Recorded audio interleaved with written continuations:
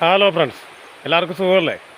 ഇന്ന് ഞാനൊരു മലയാളപ്പടം നിങ്ങൾക്ക് വേണ്ടിയിട്ട് റെക്കമെൻഡ് ചെയ്യുവാണ്. പടത്തിൻ്റെ പേര് ഇനി ഉത്തരം. ഇത് 2022 സുധീഷ് രാമചന്ദ്രൻ ഡയറക്റ്റ് ചെയ്ത പടമാണ്. അപർണ ബാലമുരളിയാണ് ഇതിലെ നായിക. ലീഡ് റോള് ചെയ്യുന്നത് അപർണ ബാലമുരളി. നല്ല അടിപൊളി പടം, എനിക്കിഷ്ടപ്പെട്ടു. കൂടാതെ ഹരീഷ് ഉത്തമൻ, സിദ്ദീഖ്, കലാഭവൻ ഷാജോ ഇവരൊക്കെയാണ് ഇതിലെ പ്രധാന അഭിനേതാക്കൾ. പടം ത്രില്ലറാണ്.